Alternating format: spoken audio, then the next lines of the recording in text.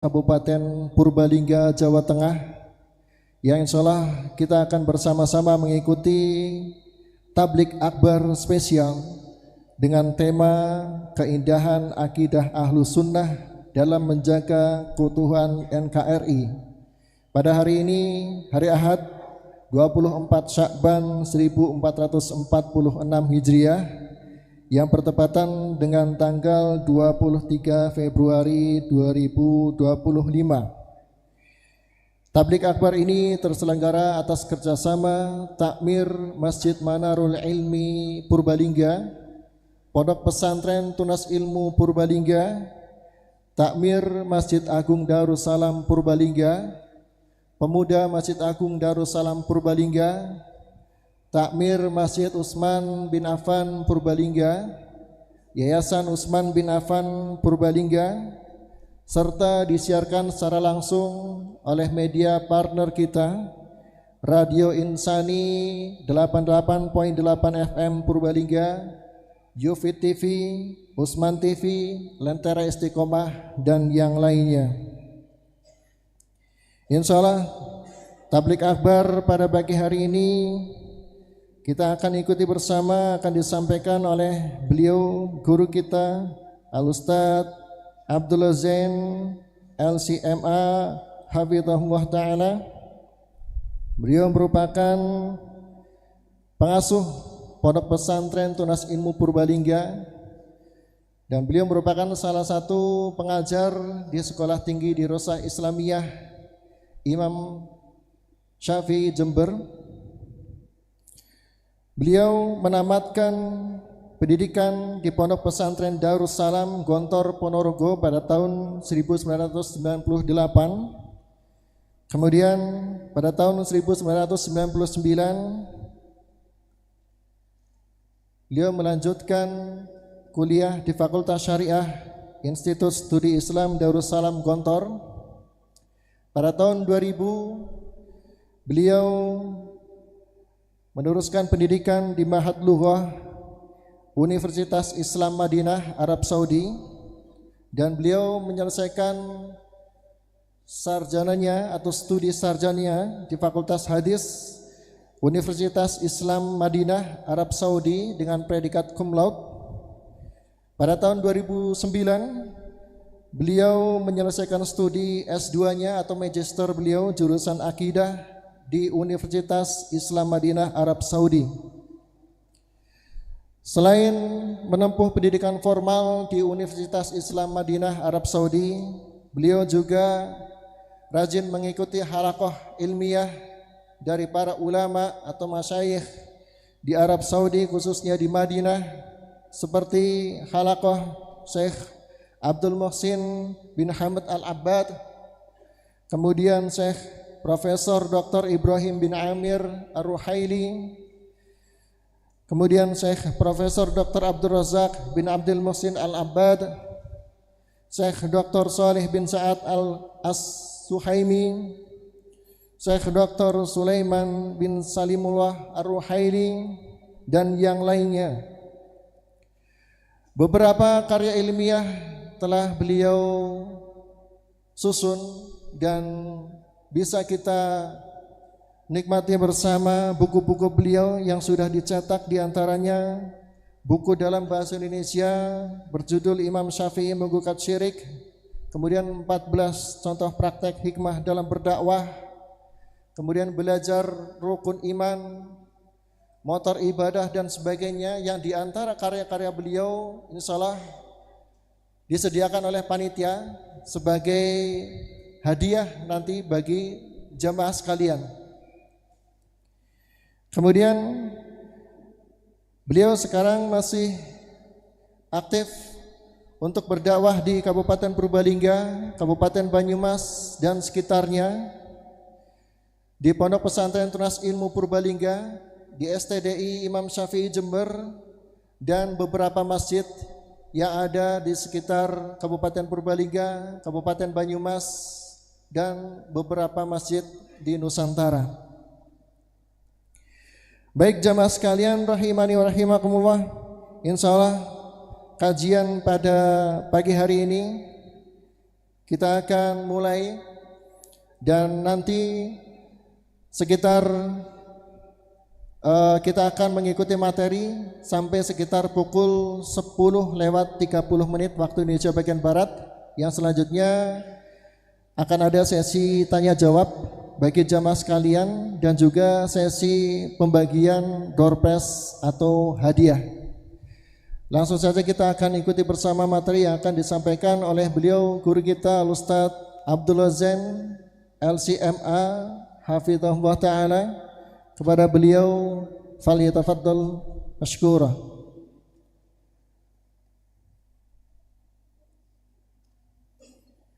Kami informasikan untuk jamaah, silakan bisa menempati tempat duduk yang masih kosong, jangan berkumpul di dekat tangga untuk bisa mengikuti arahan dari panitia. Untuk merapat ke depan silakan. Silakan bisa merapat ke depan.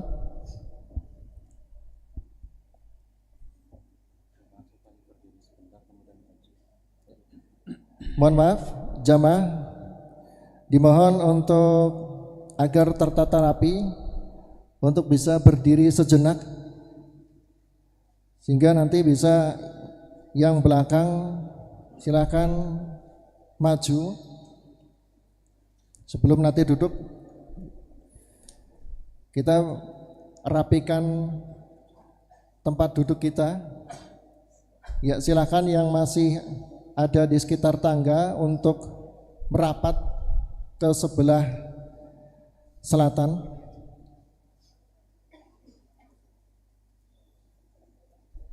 Ya, tempat yang masih kosong silakan diisi, dipenuhi terlebih dahulu.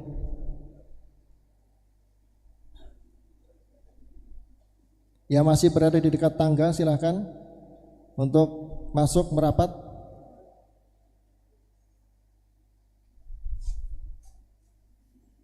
Ya, silakan boleh duduk kembali. Baik. Materi akan segera kita mulai. Kepada beliau Ustadz Abdullah Zain Hafizahullah Ta'ala, falyatafaddal mashkura.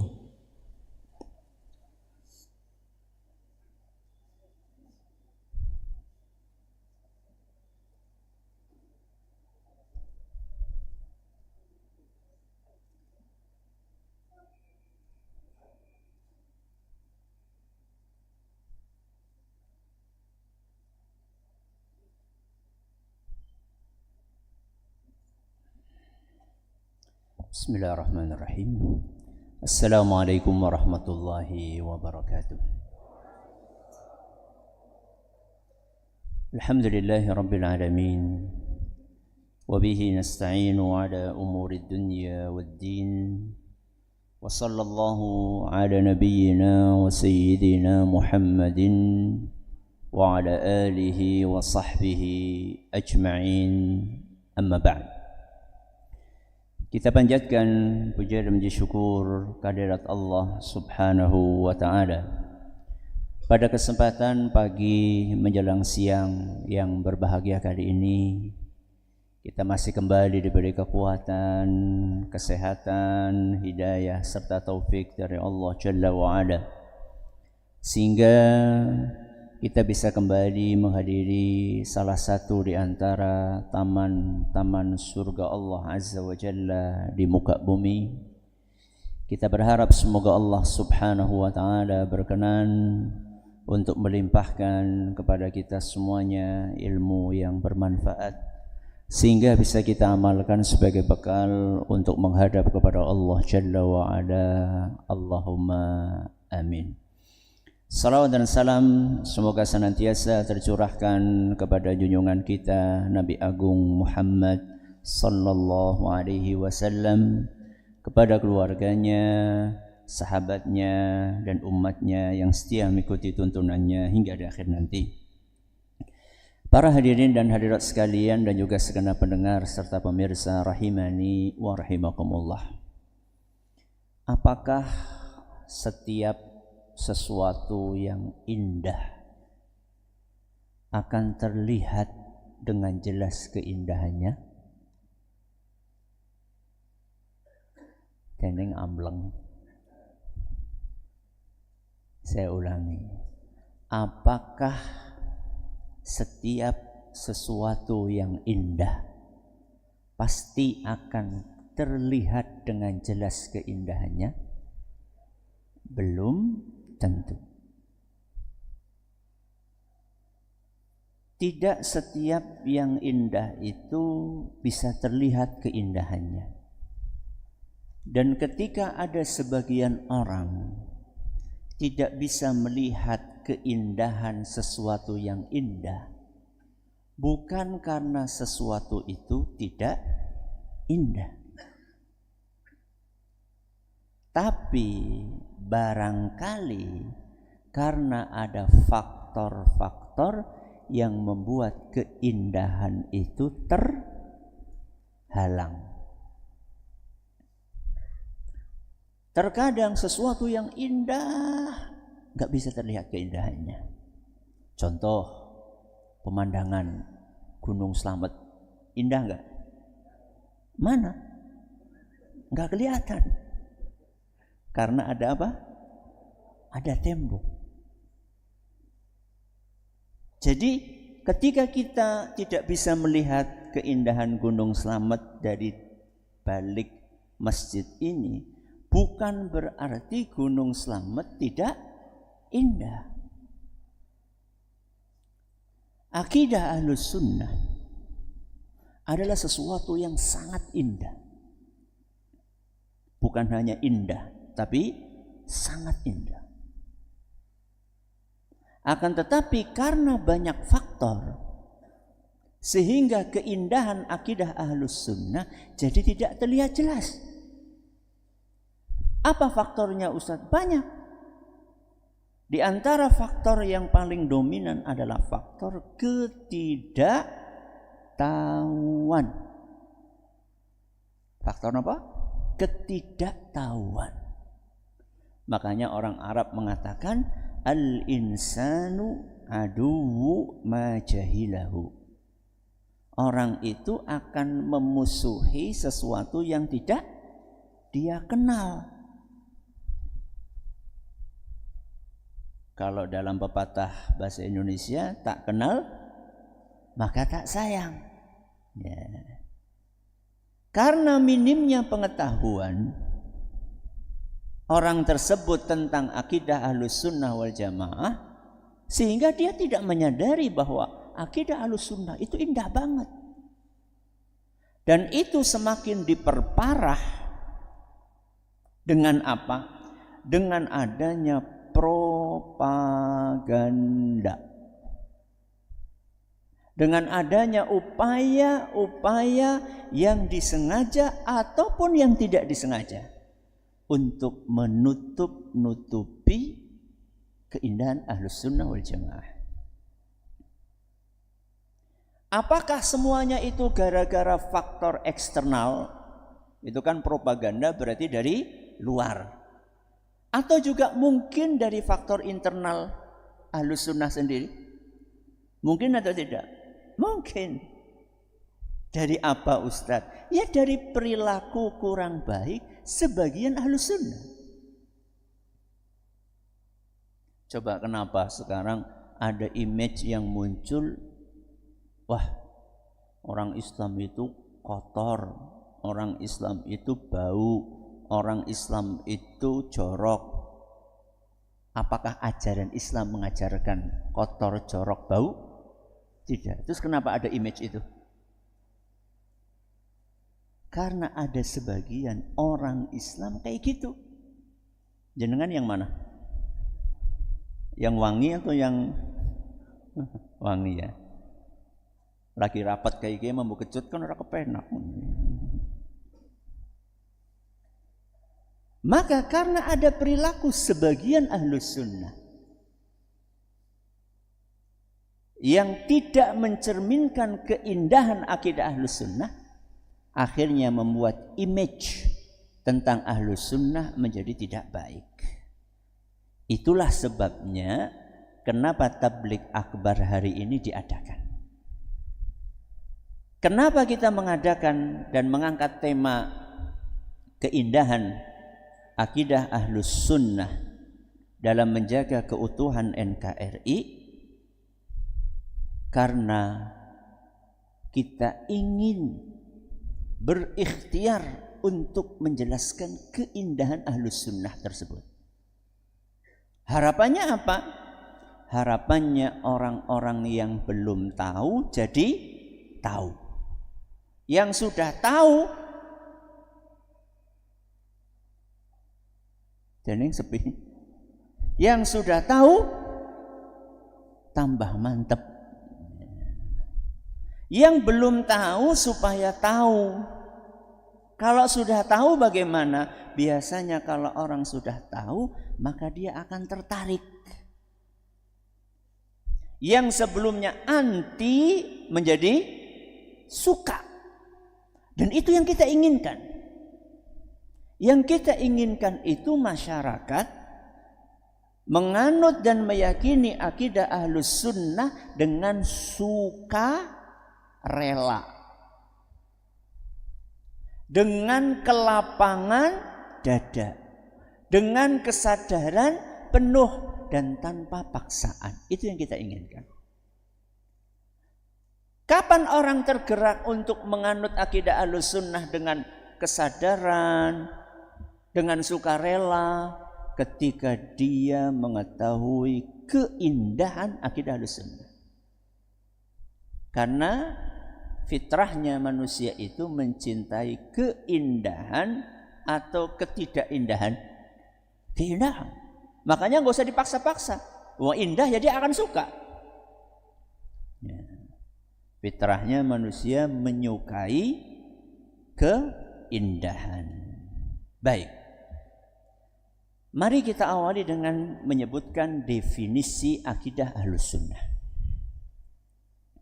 Apa definisi akidah Ahlus Sunnah? Akidah Ahlus Sunnah didefinisikan sebagai keyakinan yang berlandaskan Al-Quran, Sunnah, dan ijma' salafus salih. Siapa yang bisa ngulangi? Angkat tangan. Ya.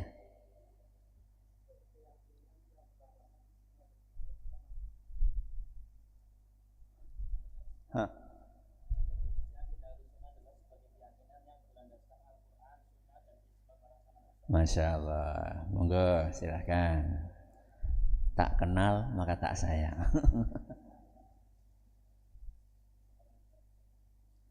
Jenengan dapat juga. Mana tadi?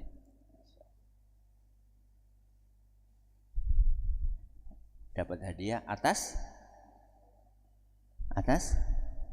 partisipasinya. Kita ulangi ya. Apa definisi akidah Ahlus Sunnah wal Jamaah? Keyakinan yang berlandaskan Al-Quran, Sunnah, dan kesepakatan para ulama atau para salafus salih. Ijma'. Kenapa harus berlandaskan Al-Quran dan Sunnah? Karena Al-Quran dan Sunnah itu menjelaskan segala sesuatu. Sebagaimana yang Allah firmankan dalam Al-Quran surat An-Nahl ayat 89. وَنَزَّلْنَا عَلَيْكَ الْكِتَابَ تِبْيَانًا لِكُلِّ شَيْءٍ. Dan sesungguhnya kami menurunkan untukmu Al-Quran sebagai penjelas dari segala sesuatu. Segala sesuatu. Berarti semuanya. Dan sesuatu yang paling pokok di dalam Islam adalah akidah. Kemudian Rasulullah sallallahu alaihi wasallam disebutkan oleh Allah Azza wa Jalla di dalam surat An-Najm ayat 3 sampai 4, "Wa ma yantiqu 'anil hawa in huwa illa wahyu yuha." Sesungguhnya Nabi kita Muhammad sallallahu alaihi wasallam kalau berbicara itu bukan berdasarkan hawa nafsu, akan tetapi bersumber dari wahyu. Sehingga apa yang dijelaskan oleh Nabi kita Muhammad sallallahu alaihi wasallam pasti benar. Makanya Imam Al-Barbahari rahimahullahu taala, salah seorang ulama abad keempat Hijriyah, tepatnya wafat pada tahun 329 Hijriah, beliau pernah berkata, wal haqqu, kebenaran itu adalah ma jaa'a min indillahi was sunnah. Kebenaran itu adalah apa yang datang dari Al-Quran dan sunnah. Wal jamaah majtama'a alaihi ashabu Rasulillah SAW. Dan apa yang datang dari ijma', yaitu kesepakatannya para sahabat Nabi kita Muhammad sallallahu alaihi wasallam. Kita ulangi, apa definisi akidah Ahlus Sunnah? Keyakinan yang berlandaskan Al-Quran, sunnah, dan ijma' para salafus salih. Siapa salafus salih? Siapa salafus salih? Salafus salih adalah para sahabat, para tabi'in, para atba'at tabi'in, dan ulama-ulama yang setia mengikuti jalan mereka. Dah, ini prolog. Sekarang kita masuk kepada inti pembahasan. Keindahan akidah Ahlus Sunnah. Tema ini panjang atau pendek? Panjang atau pendek? Bukan panjang, tapi panjang banget. Tadi saya sudah siapkan, mau saya bawa bukunya, qadarallah lupa. Ada satu buku ditulis oleh guru kami, Syekh Profesor Dr. Muhammad Khalifah At-Tamim. Mungkin kayaknya tebalnya sekitar hampir 1000 halaman. Judulnya Mahasinut Tauhid, keindahan tauhid. Berapa halaman? 1000 halaman. Materi yang saya siapkan cuma 29 halaman. Berarti seperapa nih? Ya, dikit banget. Jadi tema tentang keindahan akidah Ahlussunnah itu tema yang panjang. Tapi apa yang tidak bisa kita kupas semuanya, ya kita kupas sebagiannya. Maka pada kesempatan kali ini, karena keterbatasan waktu dan keterbatasan ilmu, maka kita hanya akan mengangkat 5 keindahan akidah Ahlus Sunnah wal Jamaah. Apakah artinya keindahan itu hanya terlihat dari 5 sisi saja? Kok sepi? Apakah artinya keindahan Ahlus Sunnah hanya terlihat dari 5 sisi saja? Jawabannya tidak. Ini cuma sampel. Mari kita mulai dari keindahan yang pertama. Keindahan akidah Ahlussunnah yang pertama adalah bersumber dari Al-Quran, sunnah, dan ijma'. Apa keindahan yang pertama? Bersumber dari Al-Quran, sunnah, dan ijma'. Kenapa Ustaz? Kok kalau bersumber dari Al-Quran, sunnah, dan ijma' itu akidah akan indah? Karena akidah yang bersumber dari 3 sumber tersebut dijamin kebenarannya. Kenapa? Dijamin kebenarannya. Sedangkan akidah yang bersumber dari selain itu tidak ada jaminan tentang kebenarannya.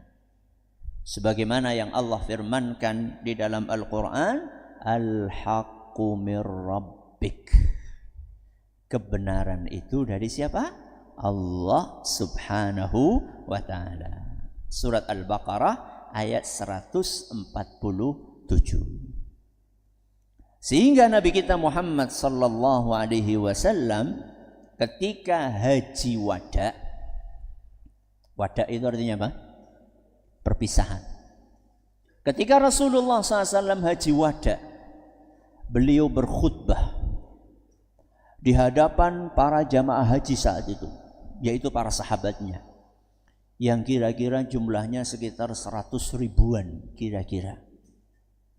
Sebagaimana dituturkan oleh Ibnu Abbas radhiyallahu anhuma, anna Rasulullah sallallahu alaihi wasallam khataban nasa fi hajjatil wada'i faqal, bahwasanya Nabi sallallahu alaihi wasallam di haji wada beliau berkhutbah di hadapan umat manusia sambil beliau bersabda, ya ayyuhan nas. Apa artinya? Paham bahasa Arab ya? Masya Allah. Wahai para manusia, inni qad taraktu fikum ma in i'tasamtum bihi falan tadillu abada. Wahai sekalian umat manusia, sesungguhnya aku telah meninggalkan untuk kalian sesuatu yang kalau kalian berpegang dengan sesuatu tersebut, maka kalian tidak akan pernah sesat selama-lamanya. Apa sesuatu tersebut? Kitab Allahi wa sunnata nabiyyihi sallallahu alaihi wasallam. Sesuatu itu adalah Al-Quran dan sunnah Nabi kita Muhammad sallallahu alaihi wasallam. Hadis riwayat Al-Hakim dan isnadnya dinilai sahih oleh beliau dan juga oleh Ibnu Hajar Al-Asqalani dan Al-Busiri. Itu menunjukkan bahwa Al-Quran dan sunnah ketika dipegang dengan benar, maka akan menyelamatkan seseorang dari kesesatan dan penyimpangan. Kalau ijma Ustaz, apakah ada jaminan kalau orang berpegang dengan ijma maka dia akan selamat dari kesesatan? Ada. Jaminannya adalah sabda Nabi kita Muhammad sallallahu alaihi wasallam, innallaha la yajma'u ummati ala dhalalah. Sesungguhnya Allah Azza wa Jalla tidak mungkin mengumpulkan umatku di atas kesesatan. Alias kalau umat Islam, para ulamanya sudah berijma, maka pasti isi dari ijma itu adalah kebenaran. Hadis riwayat Tirmidzi dan dinyatakan sahih oleh Syekh Al-Albani. Oke, berarti keindahan yang pertama apa? Bersumber dari Al-Quran, Sunnah, dan Ijma. Kalau sudah bersumber dari Al-Quran, Sunnah, dan Ijma, pasti terjamin apa? Kebenarannya. Terus keindahan, sisi keindahan yang lain apa? Kalau bersumber dari Al-Quran, Sunnah, dan Ijma, akan terbebas dari kontradiksi. Kenapa? Terbebas dari kontradiksi. Kontradiksi siapa? Kontradiksi siapa? Pertentangan. Makanya cari saja akidah Ahlussunnah wal Jamaah, poin dalam akidah Ahlussunnah yang bertentangan. Tidak ada. Kenapa? Karena sumbernya dari Al-Quran, Sunnah, dan Ijma. Apa kata Allah Subhanahu wa ta'ala? Walau kana min 'indi ghairillahi lawajadu fihi ikhtilafan katsira. Seandainya Al-Quran itu bukan dari Allah, pasti engkau akan dapatkan di dalamnya banyak perselisihan, banyak kontradiksi. Ini Allah sampaikan dalam surat An-Nisa ayat 82. Makanya alhamdulillah akidah Ahlussunnah itu dari dulu sampai sekarang itu konsisten, enggak berubah-ubah. Enggak berubah-ubah. Kenapa? Karena tidak ada kontradiksi di dalamnya. Sehingga enggak ada istilah revisi akidah. Ya. Jadi edisi revisi. Revisi untuk abad ini gitu. Yang dulu udah enggak cocok, itu enggak ada. Ya. Berbeda dengan akidah yang bersumber dari selain Al-Quran dan Sunnah. Pasti ada kontradiksinya. Saya kasih contoh. Akidah orang-orang ateis. Kenapa? Akidah orang-orang ateis. Siapa orang ateis? Yang nggak percaya adanya Tuhan. Lah terus alam semesta ini dari mana? Kalau nggak ada Tuhan, alam semesta ini dari mana? Oh iya ya, orang nawang ateis kan ya. Kata mereka, alam semesta ini ada kebetulan. Adanya apa? Kebetulan. Oke. Tapi di waktu yang sama mereka juga sangat yakin bahwa alam semesta ini berjalan dengan teratur. Jadi orang ateis meyakini alam semesta adanya kebetulan. Di waktu yang sama mereka juga meyakini bahwa sistem di alam semesta ini berjalan dengan sangat teratur. Makanya mereka percaya hukum fisika, hukum matematika, hukum biologi, mereka percaya. Kontradiksi enggak? Kontradiksi enggak? Di mana kontradiksinya? Apa? Sesuatu yang kebetulan biasanya tidak rapi. Tidak rapi. Ya. Contoh, jenengan bawa gelas, terus kepleset, gelasnya apa? Jatuh. Maka pecahannya akan tersusun dengan rapi. Begitu? Enggak. Yang namanya kebetulan pasti berantakan. Nah sekarang saya tanya, sistem di alam semesta ini rapi atau berantakan? Rapi. Maka akidah Ahlussunnah wal Jamaah meyakini bahwa alam semesta ini ada penciptanya. Dan penciptanya itu adalah maha mengetahui, maha bijaksana, maha teliti. Makanya sistem yang ada di alam semesta ini sangat rapi. Oke.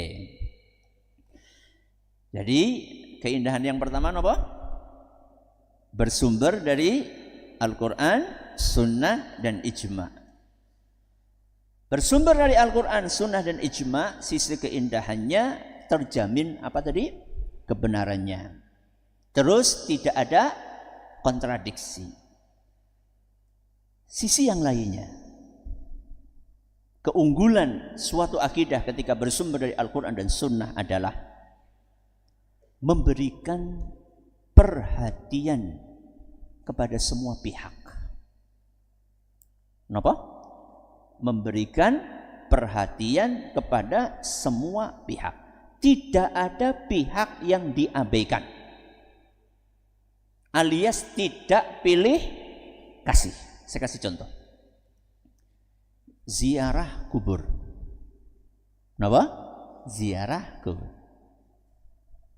Ziarah kubur yang diajarkan di dalam akidah Ahlussunnah wal Jamaah adalah ziarah kubur yang menguntungkan orang yang masih hidup dan yang menguntungkan orang yang sudah mati. Berarti memperhatikan kepentingannya siapa? Yang masih hidup atau yang sudah mati? Dua-duanya. Oke. Ziarah kubur yang sesuai dengan akidah Ahlussunnah wal Jamaah adalah yang menguntungkan si peziarah. Masih hidup enggak? Masih. Apa keuntungan yang didapatkan? Dia akan dapat pahala. Kenapa? Karena mengamalkan sunnah.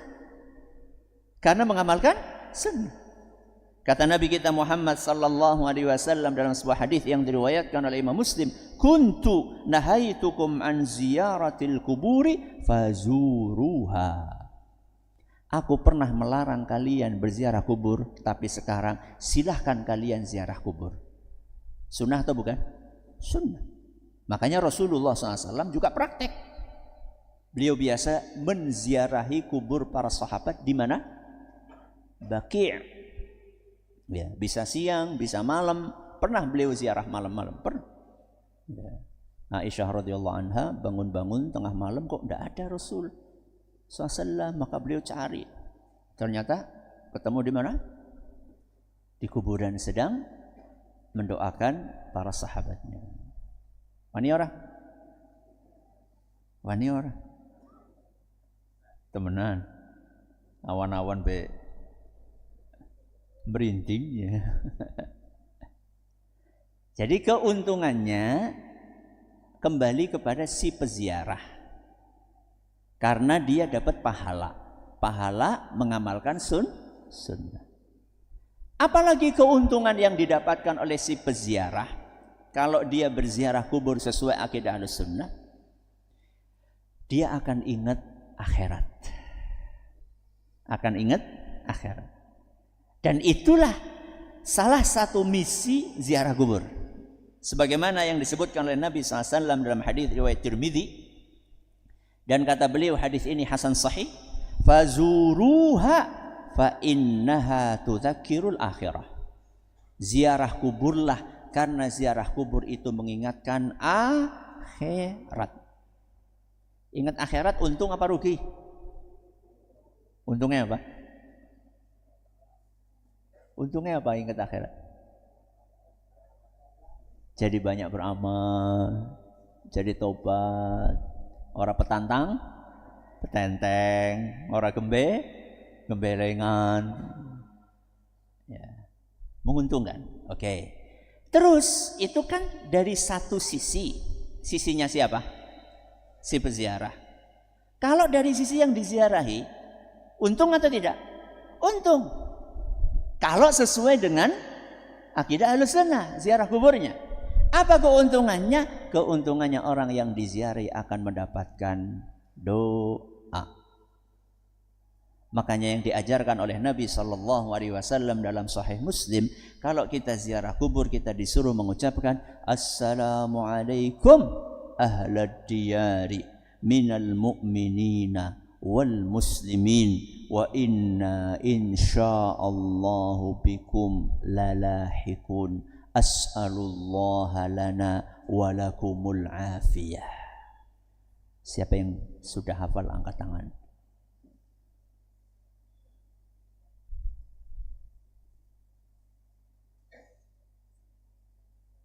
Masya Allah, monggo silakan.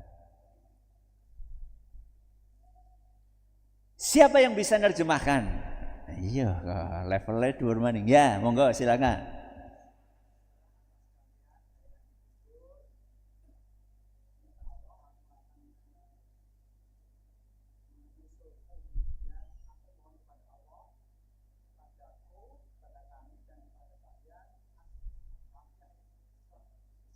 Masya Allah, monggo. Sarung, Masya Allah, Masya Allah. Untung-untungan ya. Perhatikan baik-baik. As'alullaha lana walakumul afiyah. Aku berdoa kepada Allah untuk aku dan untuk kamu keselamatan. Jadi orang yang di kuburan itu lagi membutuhkan apa? Doa. Makanya kata Nabi SAW ketika mengantar jenazah, setelah selesai menguburkannya, kata Nabi SAW, istaghfiru li akhikum. Mintakan ampun untuk saudara kalian. Fa innahul ana yus'al. Karena sekarang dia sedang menghadapi pertanyaan. Sampai-sampai saking untungnya orang yang sudah meninggal didoakan, itu derajatnya di surga itu akan diangkat tinggi sama Allah Azza wa Jalla. Sebagaimana yang disampaikan oleh Nabi kita Muhammad sallallahu alaihi wasallam di dalam sebuah hadis yang diriwayatkan oleh Imam Ahmad dan isnadnya dinilai hasan oleh Imam Al-Iraqi dan oleh Al-Arnaut. Inna Allah Azza wa Jalla la yarfa'u darajata lil 'abdi salihi fil jannah. Sesungguhnya Allah Azza wa Jalla akan mengangkat derajat seorang yang soleh di surga. Diangkat apa nih? Derajatnya. Fayaqulu, maka si hamba yang soleh ini berkata, ya Rabbi, anna li hadhihi. Wahai Rabbi, kok bisa derajatku setinggi ini? Sampai orang ini merasa heran. Ujarku ya mien ora salat ngawur. Ujarku mien ya salat tapi biasa-biasa aja. Kok bisa setinggi ini? Dengerin. Fayaqulu, maka Allah Azza wa Jalla menjawab, bistighfari waladika lak. Ini adalah dengan doa-doa anakmu. Berarti menguntungkan atau tidak? Menguntungkan. Kebalikannya, kalau ziarah kubur itu dilakukan tidak sesuai dengan akidah Ahlus Sunnah wal Jamaah, maka akan merugikan. Merugikan siapa? Orang yang berziarah dan yang diziarahi. Apa kerugiannya orang yang berziarah? Kalau ziarahnya tidak sesuai dengan akidah Ahlus Sunnah, dia telah melanggar larangan Rasulullah SAW. Nabi kita Muhammad sallallahu alaihi wasallam mewanti-wanti di dalam sebuah hadis yang diriwayatkan oleh Imam Ahmad, dan hadis ini dinasahih oleh Imam Ad-Diya Al-Maqdisi dan Syekh Al-Albani. Kata Nabi sallallahu alaihi wasallam, fazuruha, berziarah kuburlah, wala taqulu hajra, dan jangan sekali-kali ketika kalian ziarah kubur kalian ngomong sesuatu yang enggak benar. Ngomong sesuatu yang enggak benar. Contoh nih, Mbah jaluk nomor nak dijawab boleh Melayu. Enggak benar itu, enggak boleh. Berarti ini orang nomor oleh Ustaz. Ya sama aja, enggak boleh. Ya. Kata Imam Ibnu Abdul Hadi rahimahullah, salah seorang ulama abad ke-8 Hijriah, tepatnya wafat tahun 744 Hijriah. Kata beliau, "Lau jaa insanun ila sariril mayyiti." Ketika seseorang datang ke kuburan, yad'uhu min dunillah, lalu dia minta kepada orang yang dikubur tersebut, wa yastaghitsu bihi, dan minta pertolongan kepada si mayit tersebut, kana hadza syirkan muharraman, perbuatan dia adalah termasuk syirik yang haram bi ijma'il muslimin, berdasarkan kesepakatan di antara kaum muslim. Berarti ini bukan masalah khilafiyah, ini masalah apa? Ijma'iyah. Ijma'iyah itu artinya apa?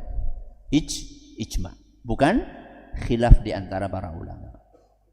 Jadi merugikan si peziarah. Kenapa? Karena melanggar aturan Rasulullah SAW. Lah, yang diziarahi rugi enggak? Rugi enggak? Kalau yang berziarah melakukan ziarahnya tidak sesuai tuntunan Rasul, rugi enggak? Apa ruginya? Ya kerepotan, Bob. Seharusnya dia didoain malah dimintain. Gimana sih? Harusnya kita ini mendoakan, kok malah minta. Ya. Dan bisa-bisa dia kena getahnya. Iya. Orang yang diziarahi, ketika dia dimintai, itu bisa-bisa dia kena getahnya. Kapan itu? Ketika dia nyuruh keluarganya untuk melakukan hal itu. Makanya dalam sebuah hadis yang diriwayatkan oleh Imam Bukhari dan Muslim, kata Nabi SAW, al-mayyitu yu'adzabu fi qabrihi bima niha alaih.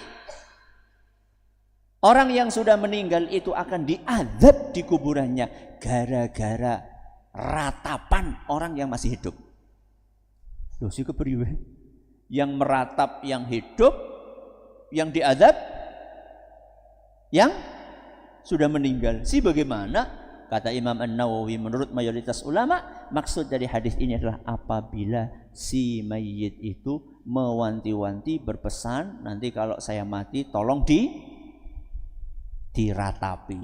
Ben keton keren.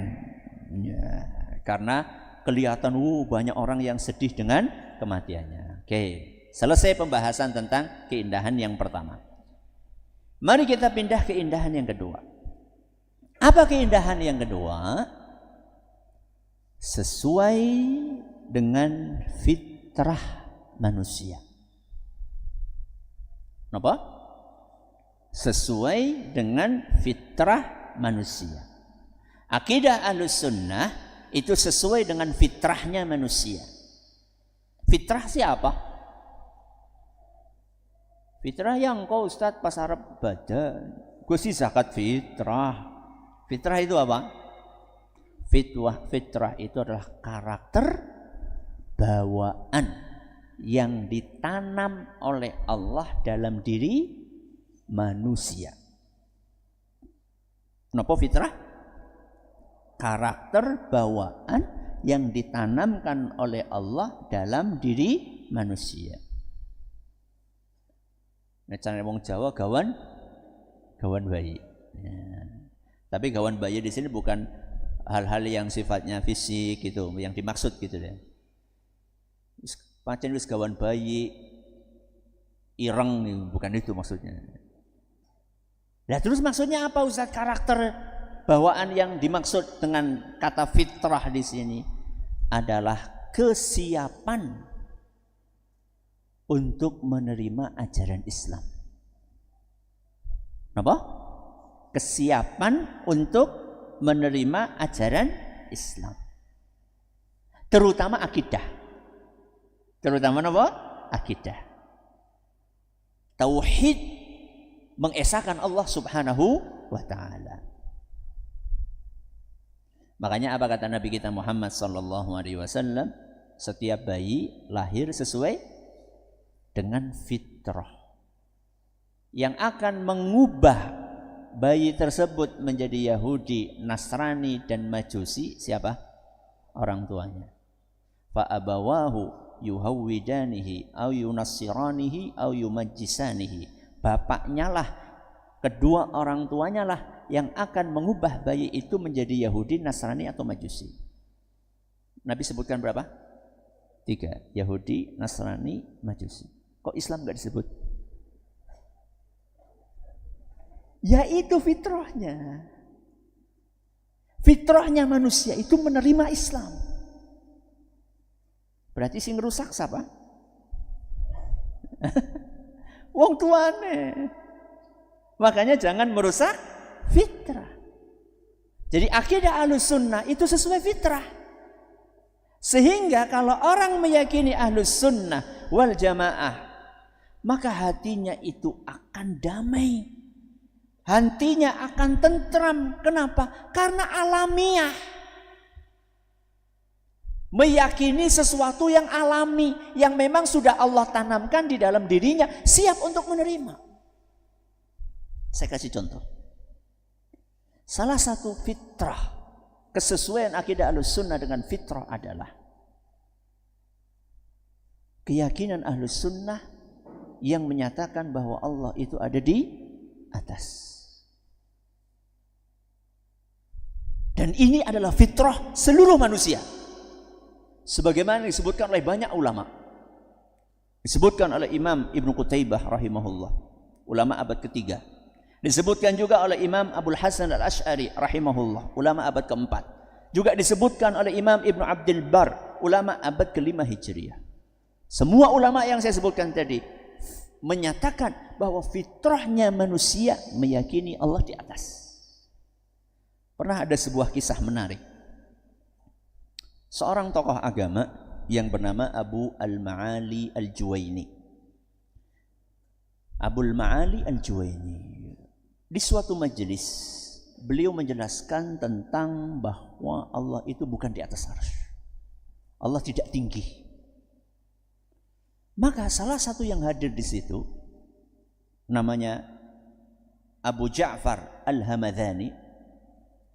Setelah Syekh tadi selesai untuk menyampaikan apa yang disampaikan, Abu Ja'far Al-Hamadani bertanya, "Akhbirna ya Ustaz an hadhihi ad-darurati allati najiduha fi qulubina." Wahai Ustaz, kalau memang Allah itu bukan di atas, tolong beritahu kepada kami, kenapa kami merasa selalu ada dorongan kuat di dalam batin kami. Fa innahu ma qala 'arifun qad ya Allah illa wajada fi qalbihi daruratan tatlubul 'uluwa la yaltafitu yamnatan wa la yasrah. Dorongan kuat di dalam hati kami adalah setiap kita menyebut nama Allah, ya Allah, kenapa hati kami selalu mendorong kami untuk menghadap ke atas? Bukan ke kanan, bukan apa? Ke kiri. Jangan ketika berdoa, tangannya kemana? Ke atas. Ya. Ada yang ke kanan? Atau ada yang kemana? Ke kiri? Atau ada yang ke bawah? Tidak ada. Setiap orang berdoa, kenapa mesti ke atas? Ini dorongan gak bisa ditolak. Fakaifa nadfa'u hadhihi darurah an anfusina. Kalau memang keyakinan yang benar adalah seperti yang kamu sampaikan, wahai Ustaz, bahwa Allah itu tidak di atas, terus bagaimana kita menghilangkan dorongan kuat fitrah yang ada di dalam diri kami setiap berdoa mesti ke atas? Bagaimana kami menghilangkan ini? Falatama Abul Ma'ali ala ra'sihi, maka kemudian dia pukul kepalanya. Al-Juwaini rahimahullah, wa qala hayyaranil hamadani, hayyaranil hamadani. Al-Hamadani bikin aku pusing, Al-Hamadani bikin aku pusing. Kenapa? Itu menyalahi fitrah. Jadi fitrahnya manusia itu meyakini Allah di mana? Di atas. Ya. Maka bersyukurlah orang yang meyakini akidah Ahlus Sunnah. Keindahan yang ketiga,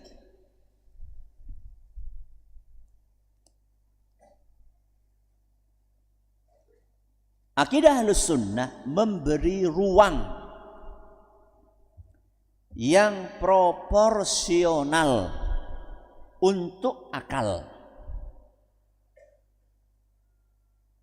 Siapa bisa ngulangi? Ya. Masya Allah. Monggo silakan.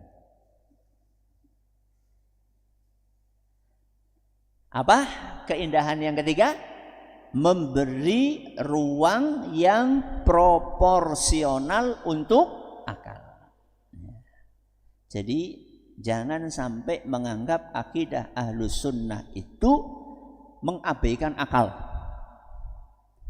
Juga jangan menganggap akidah Ahlus Sunnah itu mendewakan akal. Berarti akidah Ahlus Sunnah itu di tengah-tengah, memberikan akal ruang, tapi ruangnya apa? Proporsional. Kenapa harus dikasih ruang akal ini? Karena itu anugerah. Salah satu anugerah istimewa yang Allah berikan kepada manusia dan tidak diberikan kepada makhluk-makhluk yang lainnya seperti hewan adalah akal. Maka anugerah ini harus diberi ruang. Ruangnya apa Ustaz? Ruangnya adalah digunakan untuk memahami dalil-dalil Al-Quran dan sunnah Nabi Sallallahu Alaihi Wasallam. Fungsinya akal adalah untuk mengajak kita merenungi alam semesta ini sehingga kita bisa menyadari kebesaran Allah Azza wa Jalla. Fungsinya akal ini adalah menggali hikmah-hikmah kebaikan yang ada di dalam syariat yang Allah turunkan ke muka bumi ini. Fungsinya akal adalah untuk membedakan mana yang bermanfaat, mana yang berbahaya. Mana yang mendatangkan kebaikan, mana yang mendatangkan keburukan. Itulah fungsinya akal. Sehingga ajaran akidah Ahlus Sunnah wal Jamaah itu sesuai akal atau tidak? Sesuai. Akal apa? Akal sehat. Akal sehat. Berarti ada akal tidak sehat. Ya. Ada sebuah buku menarik. Ya, ada sebuah buku menarik. Tebalnya 7 jilid atau 8 jilid. Judulnya Dar'u Ta'arudil Aqli wan Naql. Bantahan untuk orang yang menganggap bahwasanya akal dan dalil itu bertentangan. Ya. Jadi ada orang berpandangan bahwa akal dan dalil itu kontradiksi. Nah, dibantah dalam buku itu berapa jilid? 7 jilid. Tapi ada syaratnya. Syaratnya apa? Dalilnya harus sahih, akalnya harus sehat. Berarti apa syaratnya? Dalilnya harus sahih, akalnya harus sehat. Berarti kalau ada sesuatu yang kelihatannya kontradiksi antara akal dan dalil, maka salah satu di antara dua kemungkinan. Nopo? Kemungkinan pertama, dalilnya tidak sahih. Atau kemungkinan yang kedua, dalilnya akalnya tidak sehat. Atau kemungkinan yang ketiga, dua-duanya.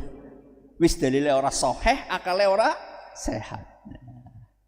Oke, berarti akidah Ahlussunnah itu tidak bertentangan dengan akal sehat. Saya kasih contoh. Ya, saya kasih contoh. Akidah Ahlussunnah wal Jamaah, saya kasih 3 contoh. 3 apa ya? 3 apa 2 lah, nanti kita lihat ya. Contoh yang pertama. Bagaimana akidah Ahlussunnah itu tidak bertentangan dengan akal sehat, malah sesuai dengan akal sehat. Akidah Ahlussunnah mengajarkan tauhid. Mengajarkan apa? Tauhid. Qul huwallahu ahad. Katakanlah Allah itu satu. Ya, berarti pencipta alam semesta ini hanya berapa? Hanya satu. Ya. Dan yang mengatur alam semesta ini juga cuma satu. Sehingga yang berhak untuk disembah ya cuma satu.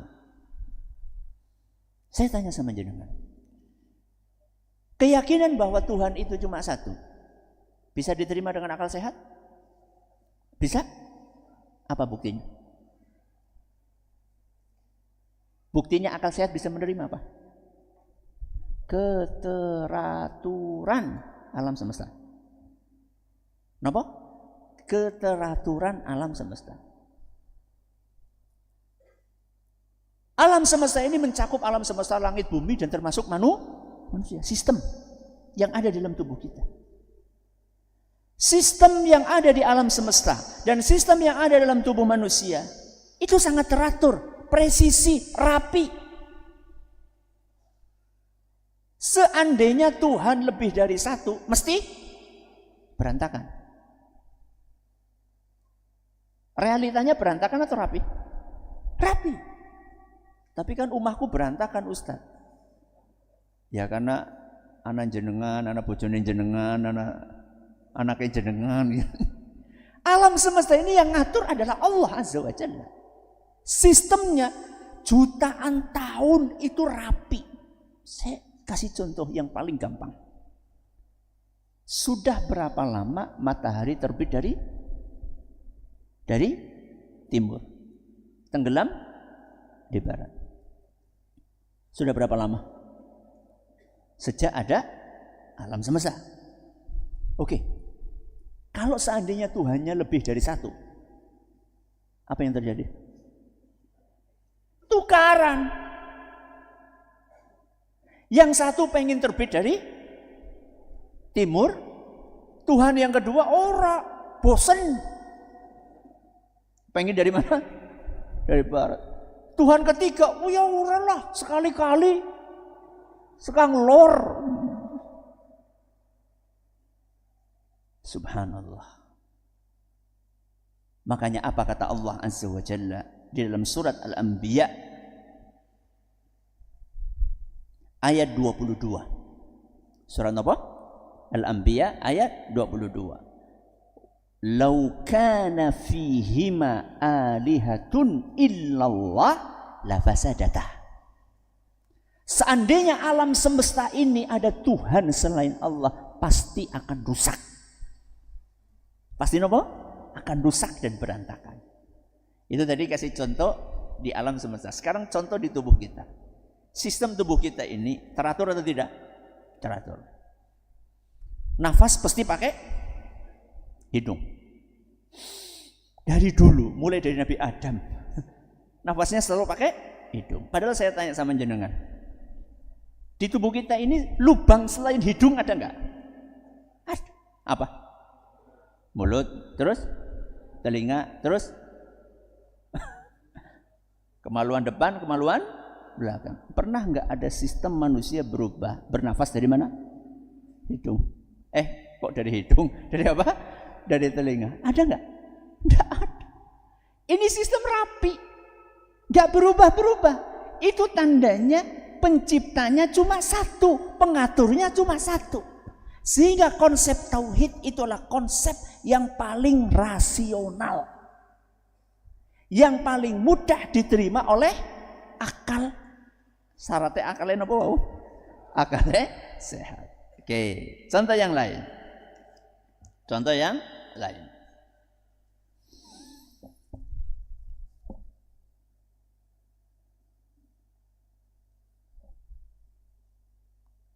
Kita meyakini bahwa nanti di hari kiamat manusia akan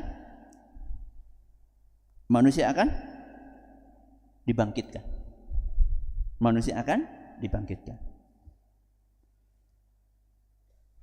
Apakah logis sesuatu yang sudah hancur-cur? Hancur-cur siapa? Hancur lebur. Kok dibangkitkan kembali dalam bentuk yang sama seperti ketika diciptakan? Logis enggak? Mungkin atau tidak? Masuk akal atau tidak? Di mana letak masuk akalnya? Karena Allah yang menciptakan di awal. Dari tidak ada menjadi ada. Apa susahnya mengembalikan sesuatu yang pernah ada jadi ada lagi? Kalau kita mau ngomong susah-susahan, lebih susah yang mana? Sesuatu yang tidak ada dibikin jadi ada, daripada mengembalikan sesuatu yang pernah ada hilang terus jadi ada lagi. Itu sangat logis. Makanya itulah yang digunakan oleh Allah Subhanahu wa taala di dalam Al-Qur'an surat Ar-Rum ayat 27. Surat apa? Ar-Rum ayat 27. Wa huwallazi yabda'ul khalqa tsumma yu'iduhu wa huwa ahwanu 'alaihi. Dialah Allah Subhanahu wa taala yang menciptakan makhluk pertama kali. Kemudian dia pula yang mengembalikan keberadaannya. Dan yang kedua ini lebih gampang daripada yang pertama. Dan hal itu bisa kita saksikan dalam kehidupan keseharian kita. Padi misalnya. Mati apa hidup? Padi mati atau hidup? Benih. Mati apa hidup? Hidup. Bisa diajak ngomong itu. Begitu kita tanam, apa yang terjadi? Tumbuh. Dari sesuatu yang mati bisa apa? Hidup. Oke, apa lagi? Telur. Apa? Telur. Hidup apa mati? Mati atau hidup? Mati. Diengkermi siapa bahasa Indonesianya? Dierami. Ya, dierami sama induknya sekian puluh hari, tahu-tahu piar netes keluar anak ayam. Lawong di dunia saja Allah mampu, apalagi di akhirat. Ya. Sayangnya orang-orang yang tidak percaya akhirat, dia percaya ada anak ayam keluar dari telur. Dan dia juga percaya ada padi tumbuh dari benih. Kok nggak percaya manusia bisa dihidupkan lagi? Itu kan sangat nggak logis. Ya. Oke. Keindahan yang keempat. Akidah Ahlus Sunnah itu mengakomodir perasaan manusia secara seimbang.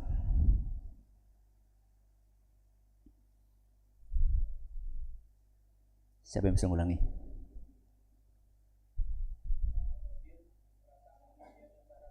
Masya Allah, silakan, monggo. Kita ulangi, apa keindahan yang keempat?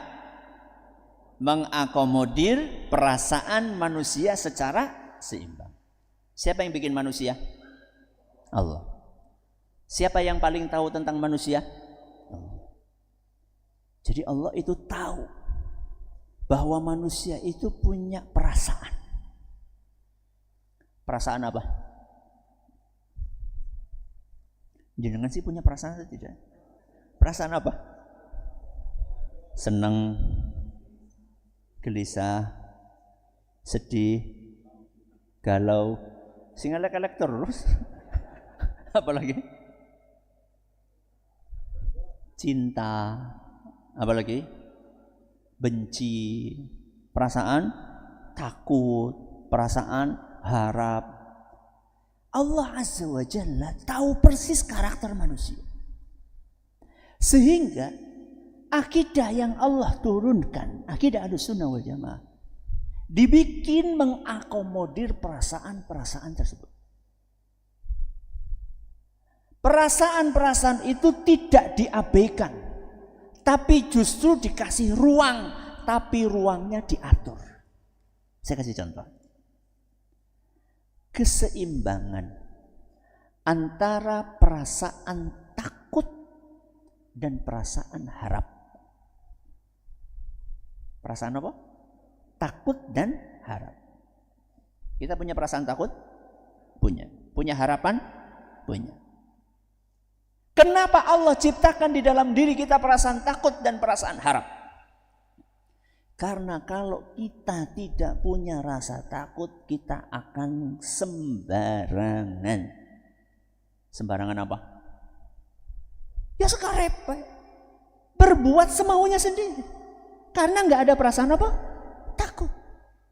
Maka sama Allah Azza wa Jalla diciptakanlah neraka, diciptakanlah azab, diciptakanlah musibah untuk menumbuhkan apa? Perasaan takut. Tapi takut kalau berlebihan bahaya. Bahaya atau tidak? Bahaya. Bikin apa? Bikin putus asa. Bikin putus asa. Maka Allah Azza wa Jalla ciptakan surga. Allah Subhanahu wa ta'ala kasih kenikmatan. Allah ceritakan tentang rahmatnya, tentang ampunannya, tentang kasih sayangnya. Yang ini akan menumbuhkan apa? Kebalikannya takut apa? Harapan. Sehingga kita harus proporsional antara rasa takut dan rasa harap. Itulah akidah Ahlussunnah. Oke, contoh yang lain. Menyeimbangkan antara cinta dan benci. Kenapa? Menyeimbangkan antara cinta dan benci. Manusia itu sudah bawaan cinta. Dia juga membenci. Cuman akidah Ahlussunnah itu ngajari kepada kita siapa yang layak dicintai dan siapa yang layak dibenci. Apa yang layak dicintai dan apa yang layak dibenci. Alasan mencintai apa, alasan membenci apa. Porsinya cinta seperti apa dan porsinya benci seperti apa. Siapa bisa ngulangi? Waduh Ustaz. Ya wis tak baleni maning. Ya. Ahlussunnah ngajari kepada kita siapa yang layak dibenci dan siapa yang layak dicintai. Apa yang layak dibenci dan apa yang layak dicintai. Alasan membenci apa, alasan mencintai apa, dan porsi cintanya kayak apa, porsi membencinya kayak apa. Siapa yang bisa? Masya Allah.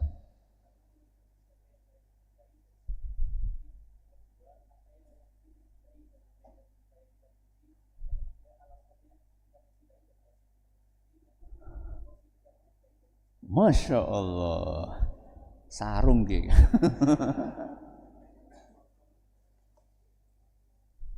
Silakan. Jadi Ahlussunnah itu ngajari kita untuk mencintai tapi yang proporsional, membenci tapi yang proporsional.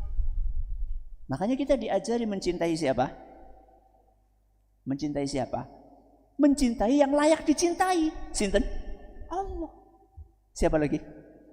Rasulullah SAW. Siapa lagi?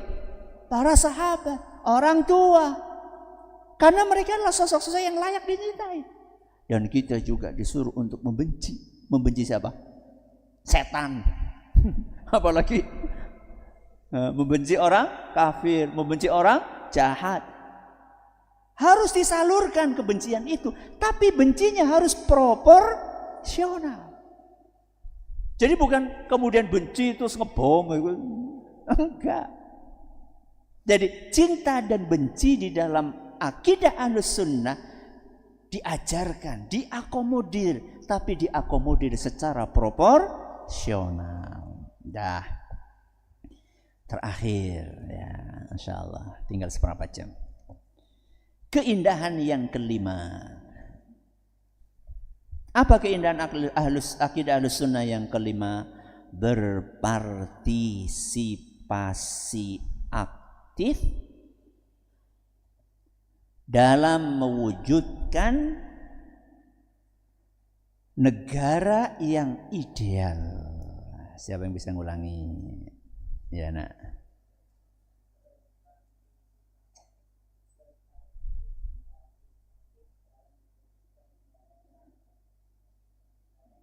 Masya Allah, silahkan.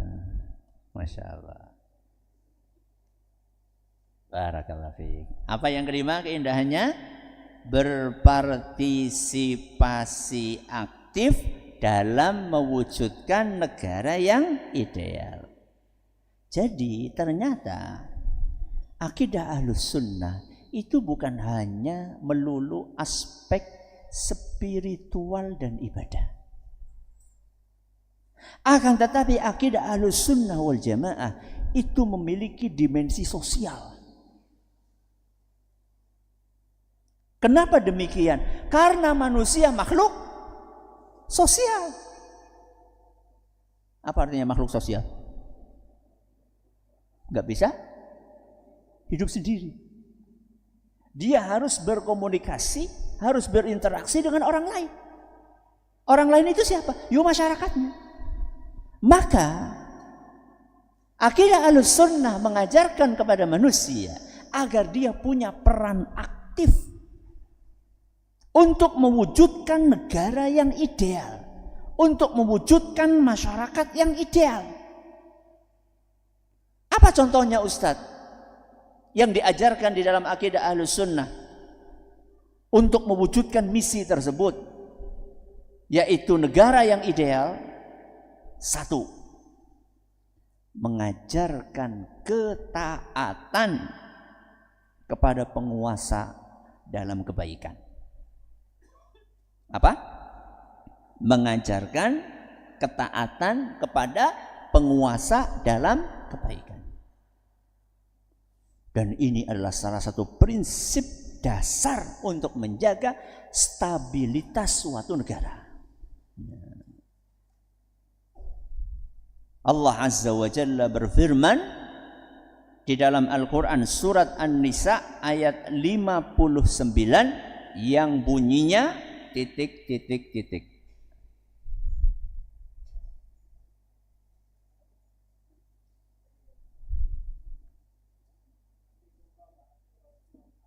Masya Allah, monggo silahkan. Bunyinya adalah ya ayyuhalladzina amanu, wahai orang-orang yang beriman, taatilah Allah, taatilah Rasul dan ulil amri. Ulil amri itu kata para ulama dan umara. Umara niku artinya apa? Penguasa, pemerintah. Jadi ini adalah ibadah. Menaati pemerintah di dalam kebaikan itu ibadah. Contoh, traffic light. Apa? Traffic light. Aturan siapa yang bikin? Pemerintah. Berarti kalau kita menaati itu dapat pahala enggak? Yakin? Yakin. Yakin. Oh, ini perintah kok. Perintah dari Allah Subhanahu wa taala, taatilah pemerintah. Di dalam apa? Kebaikan. Saya tanya, traffic light itu kebaikan atau keburukan? Kebaikan. Mulane nek wis kuning, ayo kok. Rem atau gas? Gue jadi taat. Taat. Ya, subhanallah. Guru kami Syekh Ibrahim bin Amir Ar-Ruhaili hafizahullah. Beliau sering cerita kepada kami. Beliau kan biasa kalau sholat itu di Masjid Nabawi. Walaupun jarak rumah beliau dengan Masjid Nabawi lumayan agak jauh. Kalau pakai mobil sekitar seperempat jam. Seperempat jam berarti dari mana ya? Tukuwaluh. Ya, ke sini ya. Tapi ingat loh, jalan di sana kan lurus, lebar gitu. Jadi bisa lebih jauh lagi. Ya, karena jalannya bebas hambatan. Rata-rata jalannya kayak jalan tol di tempat kita, cuman bedanya gratis gitu ya. Ya. Sekitar seperempat jam. Dan beliau berusaha untuk sholat 5 waktunya di Masjid Nabawi. Berarti termasuk sholat subuh. Ya, termasuk sholat subuh. Dan beliau cerita, saya itu kalau berangkat dari rumah, mau subuhan di Masjid Nabawi, itu suasananya masih sunyi, jalannya itu masih lengang. Masih lengang, belum banyak kendaraan. Kata beliau, saya itu seandainya di waktu sesunyi itu ketemu lampu merah, saya akan berhenti. Saya akan berhenti. Karena saya berhenti di lampu merah bukan karena takut polisi, tapi karena ingin mendapatkan pahala dari Allah Subhanahu wa taala. Kayak jenengan yo. Itu loh ulama Ahlussunnah kayak gitu. Ya, katanya Ahlussunnah, nyontoh ulama Ahlussunnah. Ya. Apalagi Ustaz? Helm. Apa? Helm. Ya. Arep ngaji iki karo kupluk bae.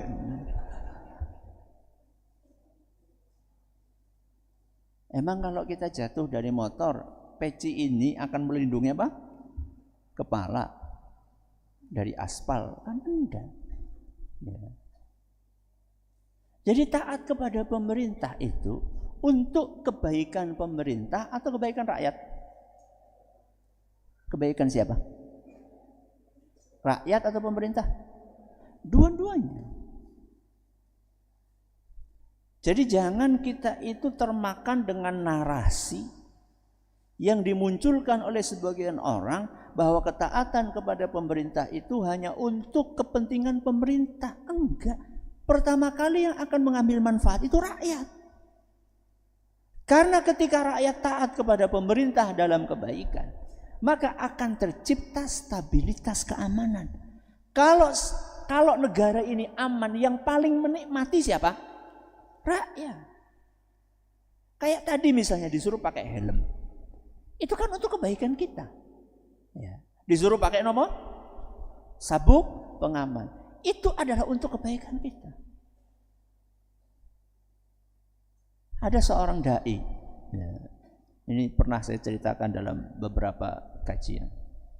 Diundang ngisi pengajian. Dijemput pakai mobil. Karena dai ini sudah terbiasa tertib berlalu lintas. Makanya begitu naik mobil langsung megang apa? Nyari set bel, ya, sabuk pengaman. Duh, dengeran anak.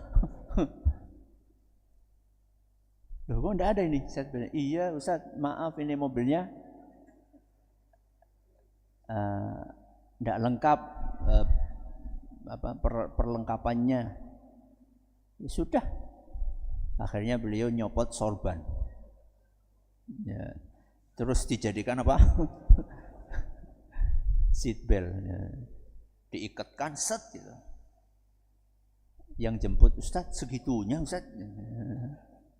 Iya.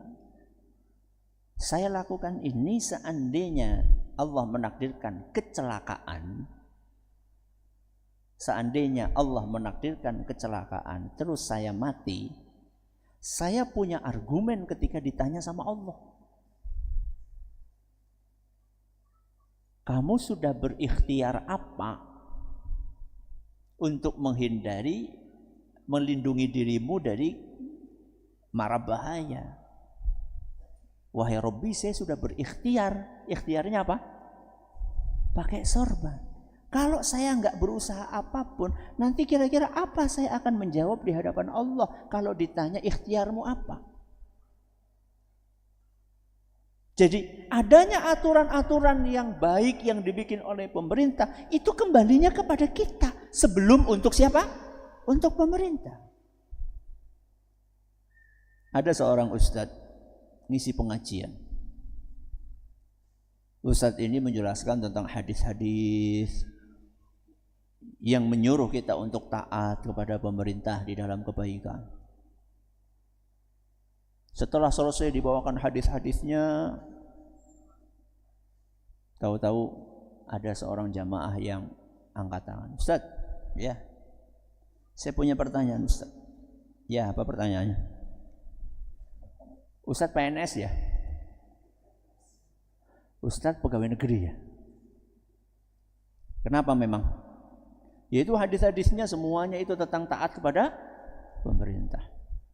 Oh, berarti ada persepsi yang terbangun di masyarakat kalau Ustadz ngomongin tentang taat kepada pemerintah berarti ini PNS. Apa kata Ustadz itu? Coba tolong sebutkan kepada saya, ada enggak hadis negeri dan hadis swasta? Ada atau tidak? Tidak ada. Hadis ya hadis Rasul SAW. Jadi ini bukan urusan negeri atau swasta. Ini adalah perintah dari Rasul Sallallahu Alaihi Wasallam. Dan ini untuk kebaikan kita. Ya Ustaz, tapi anak apa nih? Anak tapi. Ya Ustaz, tapi kan pemerintahnya kayak gitu Ustaz. Tapi kan pemerintahnya kayak gitu. Kita melihat banyak yang nggak benar di dalam pemerintah kita. Masa kita harus taat? Iya. Justru disitulah partisipasi aktif dari rakyat diperlukan. Maka poin yang kedua, poin yang pertama tadi, menaati pemerintah dalam kebaikan. Maka poin yang kedua adalah kita harus memberikan nasihat, bukan menjilat. Kenapa? Harus memberikan nasihat, bukan menjilat. Jadi akidah Ahlussunnah wal Jamaah itu ngajari kita untuk tidak bosan memberikan nasihat dan jangan menjilat. Dan ini menunjukkan bahwa Ahlussunnah itu selalu bersikap pertengahan. Bukan Eka, bukan Eki. Apa Eka? Ana sing jenenge Eka mengkene. Eka itu ekstrim kanan, Eki itu ekstrim kiri. Kita itu bukan ekstrim kanan, bukan ekstrim kiri. Kalau ekstrim kanan bagaimana Ustaz? Ekstrim kanan adalah bukan menasehati, tapi memberontak. Melakukan kudeta dengan dalih amar ma'ruf nahi mungkar. Ini bukan ajaran Ahlussunnah. Ekstrim kiri, apa kebalikannya tadi? Menjilat supaya dapat jabatan. supaya dapat proyek. Ya. Dan diam 1000 kata, tidak mau menasehati pemerintah yang enggak benar. Jadi Ahlussunnah wal Jamaah punya wasatiyah, sikap tengah. Ada sebuah tesis judulnya Wasatiyatu Ahli Sunnah Bainal Firaq. Ya, sekitar 600 halaman. Sikap tengah Ahlus Sunnah di antara sekte-sekte yang ada. Jadi Ahlus Sunnah itu selalu berada di tengah. Tadi ya, tidak ekstrim kanan, tidak apa? Ekstrim kiri. Jadi mereka ketika melihat pemerintahnya nggak benar, mereka nggak mau diam, mereka akan menasihati. Tapi apa bedanya dengan ekstrim kanan? Bedanya Ahlus Sunnah kalau menasihati pakai etika. Pakai apa? Etika. Apa etika yang diajarkan dalam memberikan nasihat? Mengedepankan kelembutan. Napa? Mengedepankan kelembutan. Sebagaimana yang dipesankan oleh Allah Subhanahu wa taala kepada Nabi Musa dan Nabi Harun ketika diutus oleh Allah untuk menasihati siapa? Fir'aun. Allah ceritakan dalam Al-Quran surat Toha ayat 44. Surat apa? Toha ayat 44. Yang bunyinya titik.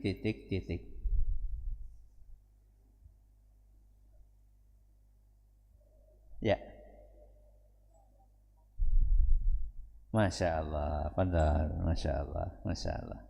Faqula lahu qawlan layyina.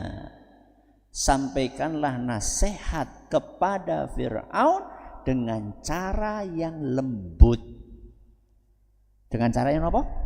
Lembut. Saya tanya sama jenengan. Ketika Allah Azza wa Jalla memerintahkan kepada Nabi Musa dan Nabi Harun alaihissalam untuk menasihati Fir'aun dengan cara yang lembut, Allah saat itu sudah tahu enggak bahwa Fir'aun bakal menolak? Tahu atau tidak? Tahu. Allah sudah tahu atau tidak bahwa Fir'aun bakal mati dalam keadaan kafir, enggak mau beriman? Tahu. Saya tanya sama jenengan, ketika jenengan menasihati pemerintah, jenengan tahu bahwa dia akan menolak? Enggak tahu.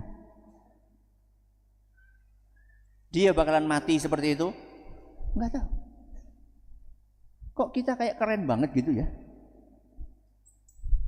Lawang Allah Azza wa Jalla sudah tahu bahwa Fir'aun bakalan enggak nerima nasihatnya Nabi Musa sama Nabi Harun. Bahkan dia akan bersikukuh, bersikeras, berada dalam kekufurannya sampai mati. Tapi tetap Allah Azza wa Jalla memerintahkan kepada Nabi Musa dan Nabi Harun untuk mengedepankan kelembutan. Ini etika yang pertama. Mengedepankan apa? Kelembutan. Etika yang kedua. Nasihat itu disampaikan personal. Kenapa? Personal. Personal siapa?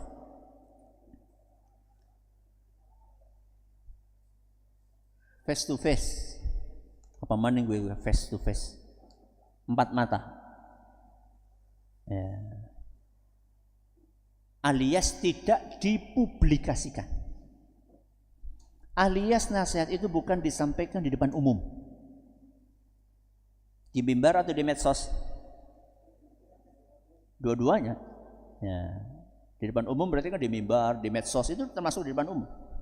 Ya. Dan itulah pesan dari Nabi kita Muhammad sallallahu alaihi wasallam dalam sebuah hadis yang diriwayatkan oleh Imam Ahmad. Dan kata Imam Al-Haythami, para perawi hadis ini terpercaya dan sanadnya bersambung. Dan kata Syekh Al-Albani, hadis ini sahih. Rasulullah SAW bersabda, "Man arada an yansaha lidhi sultan fala yubdihi alaniyah." Barang siapa yang ingin menyampaikan nasihat kepada penguasa, janganlah menyampaikannya di depan umum. Pesan dari Nabi SAW. Jangan menyampaikan nasihat di depan umum. Walakin ya'khudhu biyadih. Tapi sampaikanlah nasihat itu secara personal. Gandeng tangannya. Kasih nasihat 4 mata. Fa in qabila minhu fadhak. Kalau nasihatnya diterima, alhamdulillah. Wa illa kana qad adda alladhi alaihi. Kalau ternyata nasihatnya enggak diterima, maka kewajiban kita sudah gugur. Itulah akidah Ahlussunnah wal Jamaah. Ya. Jadi bukan termasuk orang yang ekstrem kanan, juga bukan termasuk orang yang ekstrem kiri. Ustaz, mana mungkin Ustaz 4 mata? Duh, sekarang kan ada saluran. Bisa pakai WA, bisa pakai surat, bisa pakai orang yang dekat sama penguasa tersebut. Banyak saluran. Ustaz, nggak bakal dibaca. Yang penting kan kita menunaikan apa? Kewajiban. Ya. Sehingga nanti kita di hadapan Allah Azza wa Jalla ketika ditanya, pemerintahmu kayak gitu, sudah dinasihati belum? Kalau kita katakan, loh enggak mungkin nyampe. Loh, kata siapa enggak mungkin nyampe? Sudah lakukan atau belum? Masalah sampai atau tidak sampai, diterima atau tidak diterima, itu bukan urusan kita. Urusan kita adalah menyampaikan nasihat dengan etika yang diajarkan di dalam agama kita. Siapa yang bisa ngulang 5 keindahan? 1, 2.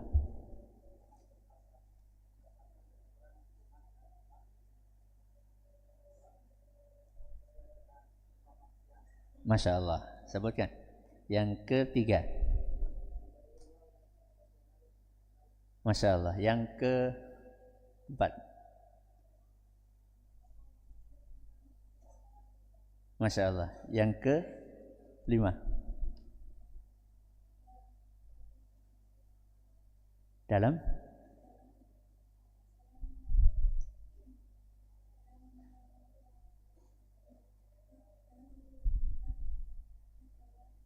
Masya Allah. Berapa orang tadi? 5 orang? 1 mana tadi? 4 orang ini ya. 3 orang. Silahkan dibagi. Dibagi ya. Baik, alhamdulillah kita telah menyelesaikan pembahasan tentang tema ini. Semoga bermanfaat bagi kita semuanya. Masih ada sisa waktu sedikit. Kalau ada yang mau nanya silahkan. Taib, jazakumullah khairan Ustaz atas materi yang disampaikan di pagi hari ini. Selanjutnya jemaah kita akan masuki sesi tanya jawab dan masih tersedia banyak sekali hadiah untuk jamaah sekalian. Dan untuk jamaah putri atau ibu-ibu silakan bisa menyampaikan pertanyaannya via kertas yang nanti disampaikan ke panitia akhwat atau ummahat sehingga nanti bisa disampaikan ke kami. Baik,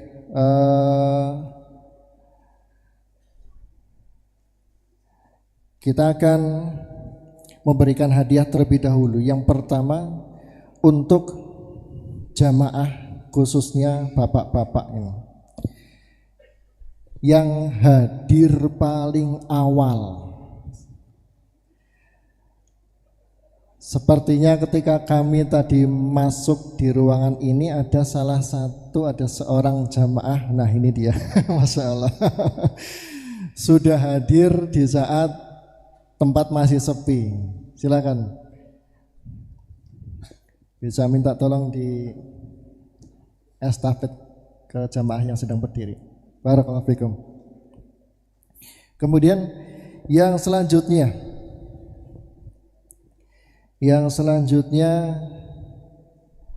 jamaah yang paling jauh lokasinya. Dari mana Pak? Mana? Wangon. Pekalongan. Iya. Hah? Wangon ya. Mana? Jogja. Ada yang lebih jauh dari Jogja?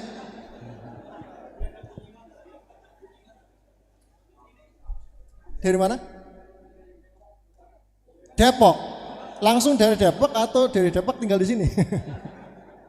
Langsung dari Depok. Masya Allah. Yang lebih jauh dari Depok? Cilengsi sama Depok jauh Cilengsi ya. Dari mana Pak? Hah? Kalimantan. Langsung dari Kalimantan. Datang ke sini kapan Pak? Kemarin. Ada saudara di sini? Ada saudara? Terus ada yang lebih jauh lagi? Hah? Tangerang, Cilengsi, Depok, Kalimantan. Ada lagi yang dari luar Jawa Tengah? Mana? Hah? Palembang. Masya Allah. Antum kerja di sini Purbalingga? Langsung dari Palembang. Iya. Jadi Kalimantan, Palembang, yang luar Jawa ya. Kalimantan, Palembang ya. 2 saja dulu.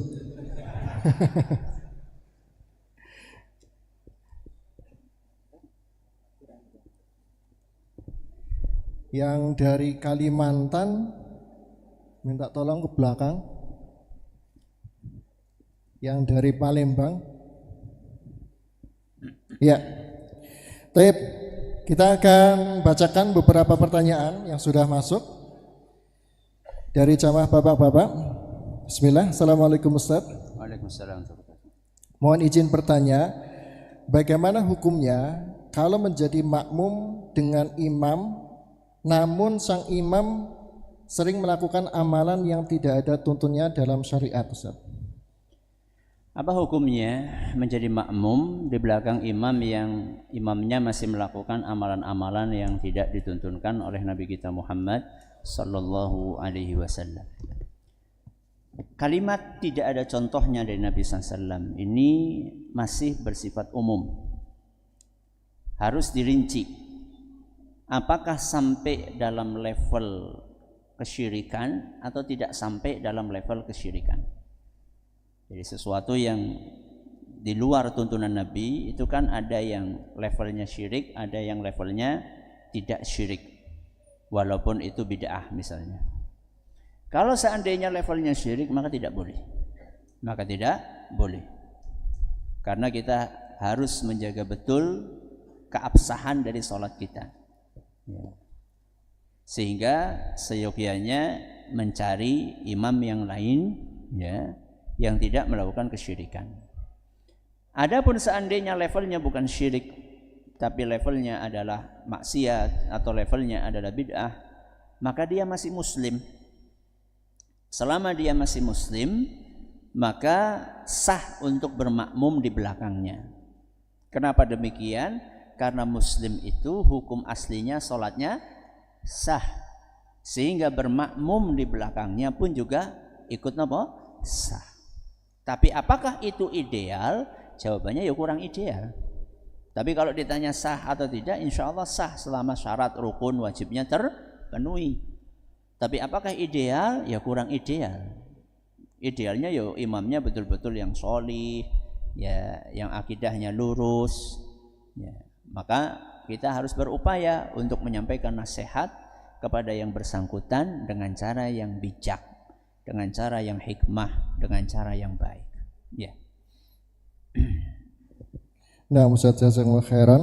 Bagi yang bertanya tadi dari sebelah sana kalau nggak salah ya, minta tolong nanti disampaikan. Yang tadi mengajukan pertanyaan itu silakan. Ya, pertanyaan berikutnya dari Abu Quinsa atau Mas Anton ya. Ustaz, bolehkah mengambil ilmu dari orang yang tidak mau mentabdi Jaham bin Sofwan? Bolehkah mengambil ilmu dari orang yang tidak mentabdi Jaham ibnu Sofwan? Pertama, yang dimaksud siapa di sini? Yang dimaksud siapa di sini? Karena pertanyaan ini terbangun dari sebuah kejadian yang dinisbatkan kepada seseorang dan seseorang itu tidak mengatakan perkataan tersebut. Ya. Sehingga kita harus selektif di dalam mendengar dan mendapatkan berita. Tidak setiap berita yang sampai kepada kita itu bisa kita percaya. Contohnya kayak tadi itu.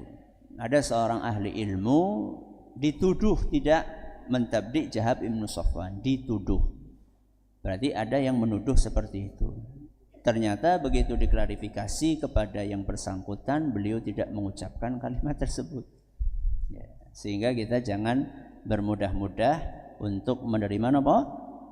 Menerima berita. Secara umum, belajar itu harus selektif. Sebagaimana yang dikatakan oleh Ibnu Sirin rahimahullah, inna hadzal ilma dinun fanzuru amman ta'khuduna minhu dinakum. Sesungguhnya ilmu ini bagian dari agama.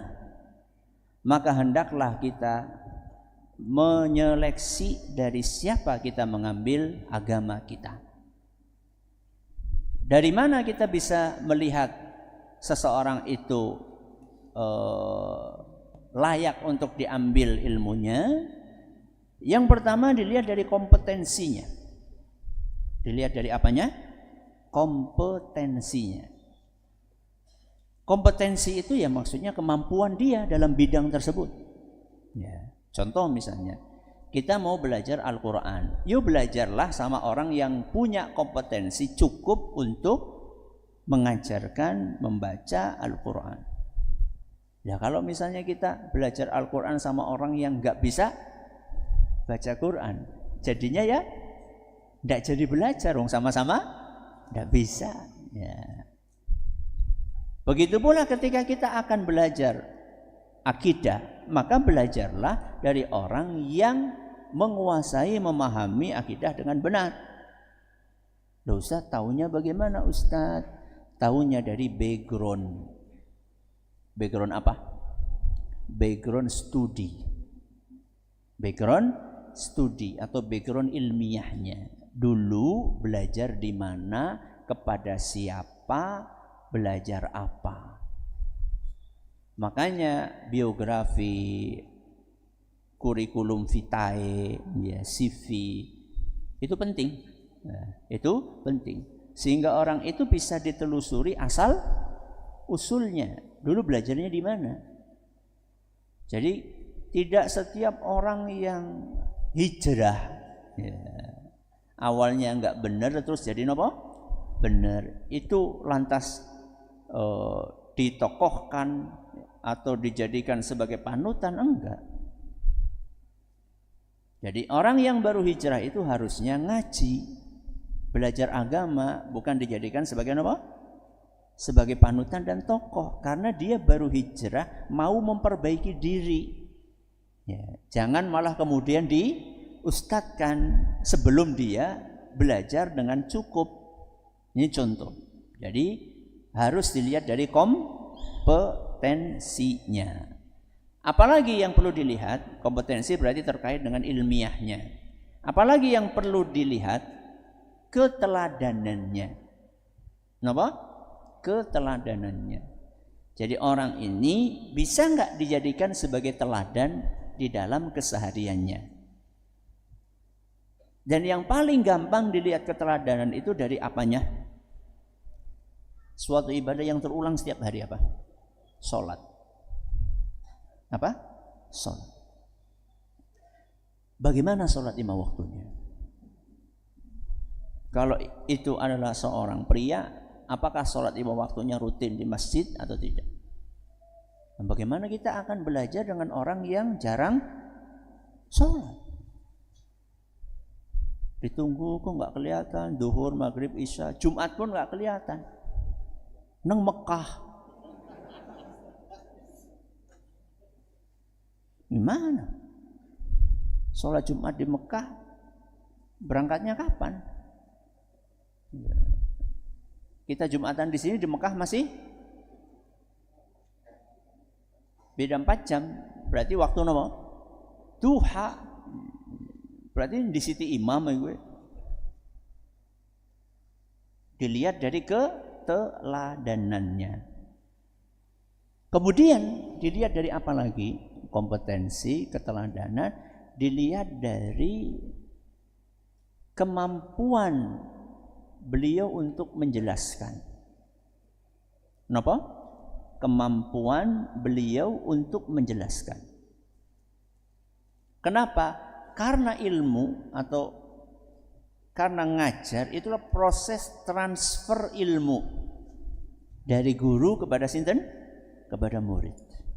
Dan proses transfer ini ada tata cara yang harus diperhatikan supaya prosesnya berjalan dengan ideal. Salah satunya adalah guru ini bisa punya kemampuan untuk menjelaskan ilmu dengan baik. Saya pernah jelaskan hal ini dalam sebuah kajian judulnya Proses Ideal Transfer Ilmu. Kenapa? Proses ideal transfer ilmu. Jadi ilmu itu akan tertransfer dengan baik kalau prosesnya apa? Ideal. Ya, nanti jangan cari aja tema tersebut. Apa yang saya sampaikan tadi tentang kompetensi, terus tentang keteladanan, terus tentang kemampuan untuk menjelaskan disebutkan di dalam kitab Khulasatu Ta'zimil Ilmi karya Syekh Al-Utsaimin hafizahullah taala. Ada yang lain silakan. Baik, jazakallahu khairan Ustaz. Sebelum kita bacakan pertanyaan kembali, diinformasikan untuk pemilik kendaraan mobil Honda Freed dengan nomor B2951 WYP warna putih. Sekali lagi, untuk pemilik kendaraan Honda Freed warna putih dengan plat nomor B2951 WYP untuk menggeser kendaraannya karena menghalangi akses jalan. Kemudian lagi untuk kendaraan mobil pick up berwarna hitam dengan nomor R9738BR. Sekali lagi, pick up warna hitam Panther dengan nomor R9738BR untuk menggeser kendaraannya karena menutupi akses jalan. Jazakumullah khairan. Baik, kita bacakan pertanyaan dari jamaah akhwat atau ibu-ibu. Assalamualaikum Ustaz. Waalaikumsalam warahmatullahi wabarakatuh. Bagaimana hukum memperpanjang doa atau bacaan pada sujud terakhir dalam sholat? Bagaimana hukumnya memperpanjang bacaan doa dalam sujud terakhir ketika sholat? Pertama perlu difahami bahwa sujud adalah salah satu waktu yang mustajab untuk berdoa. Sebagaimana yang disabdakan oleh Nabi kita Muhammad sallallahu alaihi wasallam, wa ammas sujudu fa'akthiru fihi du'a. Adapun ketika sujud maka perbanyaklah doa karena saat itu berpotensi untuk dikabulkan. Qaminun an yustajaba lakum, berpotensi besar untuk dikabulkan sama Allah Subhanahu wa taala. Di sujud yang mana? Jawabannya di semua sujud. Di semua sujud. Sehingga kalau dikhususkan hanya di sujud terakhir saja malah kurang sesuai dengan redaksi hadis tadi. Karena Nabi SAW mengatakan wa ammas sujudu, ketika sujud perbanyaklah berdoa. Nabi tidak mengatakan sujud pertama, kedua, ketiga, terakhir, enggak. Berarti apa? Semua sujud. Dan hal ini semakin diperkuat bahwa Nabi SAW antara sujud-sujudnya itu durasinya seimbang. Antara apa? Sujud-sujudnya mulai dari rakaat pertama sampai rakaat terakhir durasinya itu seimbang. Rata-rata sama, tidak ada yang jauh lebih lama dibandingkan yang lainnya. Dan itu semakin menguatkan bahwa mengkhususkan doa hanya di sujud terakhir saja itu setahu kami belum kami temukan landasannya yang kuat. Wallahu a'lam. Nah, jazakumullah khairan Ustaz. Pertanyaan masih dari jamaah Ummahat. Assalamualaikum Ustaz. Waalaikumsalam. Kami tinggal di lingkungan yang banyak kegiatan yang tidak sesuai dengan ajaran Nabi SAW. Pertanyaannya adalah, apakah kita tetap harus menasehati tokoh di lingkungan kami yang ke masjid saja tidak pernah. Apakah tetap harus menasehati? Jawabannya iya, tapi dengan cara yang baik dan semampu kita. Ya, dengan cara yang baik dan semampu kita. Dan nasihat itu tidak harus kita yang ngomong langsung. Bisa saja kita menggunakan mulutnya orang lain. Ya, misal kita kenal ada sosok yang disegani sama tokoh tersebut, kemudian kita kasih masukan lewat teman dari tokoh tadi, itu bisa. Atau kita kasih nasihat dengan bentuk buku, ya, kemudian kita kirimkan kepada beliau.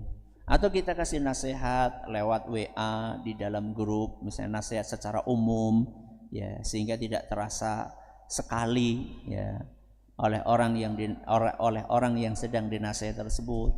Alias banyak cara. Dan yang tidak kalah penting adalah doa. Jadi kita jangan pernah melupakan untuk mendoakan kebaikan dan hidayah. Karena sangat mungkin justru malah doa-doa kita itulah yang kemudian akan memudahkan orang tersebut menerima nasihat. Nah, baik Ustaz, jazakallahu khairan. Yang selanjutnya, ketika ada sebuah aturan yang melanggar Al-Quran dan Sunnah, apa yang harus kita lakukan, Ustaz? Kalau seandainya ada aturan yang melanggar Al-Quran dan Sunnah, apa yang mesti kita lakukan? Yang kita lakukan memberikan nasihat dengan cara yang tadi sudah kita jelaskan. Kemudian seandainya kita bisa dan tidak menimbulkan mafsadah yang besar sekali buat nyawa kita, buat keluarga kita, maka kita tidak menaati aturan tersebut. Ya, seandainya tidak mengakibatkan mafsadah yang lebih besar untuk nyawa kita, untuk keluarga kita, untuk harta kita. Tapi seandainya akan membahayakan nyawa kita, maka dalam kondisi tersebut mudah-mudahan saat kita menjalankannya karena keterpaksaan, itu bukan karena kesukarelaan, sehingga mudah-mudahan kita tidak berdosa. Allah. Baik, jazakallahu khairan. Yang jamaah bapak-bapak yang tadi bertanya dengan pertanyaan tersebut, nanti silakan bisa menghubungi panitia. Kemudian kami persilakan untuk jamaah bapak-bapak, ya, barangkali satu pertanyaan dulu secara langsung. Kita sodorkan mic dari sebelah sini mungkin. Ada yang mau bertanya secara langsung? Ya, Pak.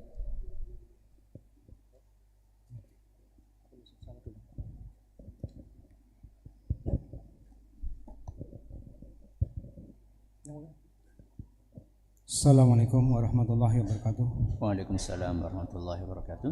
Tanya Ustaz, tempat kami ada dua masjid yang tidak berjauhan, tetapi jadwal sholat, waktu sholatnya berbeda, karena yang satu sisi dari Departemen Agama, yang satu dari Ormas, dan ini berbeda Ustaz, tapi dan menimbulkan polemik di masyarakat. Dan ini karena kaitannya dengan waktu sahur dan juga berbuka puasa yang berbeda ini Ustaz. Untuk itu kami itu sebaiknya, ini kaitannya dengan ulil amri yang katanya artikan ulama dan juga umaro, ya Ustaz. Nah, ini lebih baik, maksudnya ini untuk karena kaitannya dengan ibadah, ikut yang mana Ustaz? Jazakallahu khair Ustaz. Untuk keamanan, untuk kehati-hatian urusan sahur, ya, maka sebaiknya mengikuti yang lebih dulu, ya, mengikuti yang lebih dulu azan. Karena saya tahu perbedaannya mungkin sekitar 10 menit kalau nggak salah, ya. 8 menit. Toh juga bedanya nggak jauh. Ya, beda kalau setengah jam gitu. Kayaknya nggak ada. Ya, maka ikuti yang lebih awal untuk kehati-hatian. Khawatirnya apa? Khawatirnya yang azan di lebih akhir, khawatirnya sudah melewati waktu fajar. Untuk kehati-hatiannya, kalau urusan sahur maka ikuti yang lebih awal. Ya, wallahu a'lam. Ya. Baik, jazakallahu khairan. Silakan mungkin satu pertanyaan dari jamaah secara langsung.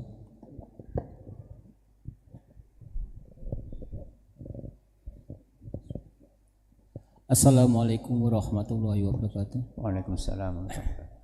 Mohon izin Ustadz, ini mohon pencerahan atau penjelasan. Jadi kita kalau bicara tadi ahli sunnah tadi kan, yang yang di masyarakat ini adanya itu satu ya, dengan Wahabi, kedua dengan kata-kata bahwa ahli sunnah itu suka membid'ahkan. Bagaimana sikap kita itu, bagaimana untuk menghadapi, kadang kita juga gimana perasaan kita. Mohon penjelasan. Terima kasih Ustaz. Ya. Assalamualaikum warahmatullahi wabarakatuh. Waalaikumsalam warahmatullahi wabarakatuh. Bagaimana sikap kita dengan tuduhan-tuduhan yang dilontarkan kepada orang yang berusaha konsisten untuk mengikuti sunnah Nabi Sallallahu Alaihi Wasallam? Sikap yang baik adalah sikap dengan menjawab tuduhan-tuduhan tersebut dengan perilaku yang baik. Menjawabnya dengan perilaku yang baik, sehingga tuduhan-tuduhan itu akan terpatahkan dengan sendirinya. Hanya saja itu membutuhkan waktu. Itu membutuhkan waktu. Rasulullah SAW dituduh yang enggak atau tidak? Iya. Dituduh tukang sihir, dituduh apa lagi? Gila, dituduh dukun, dituduh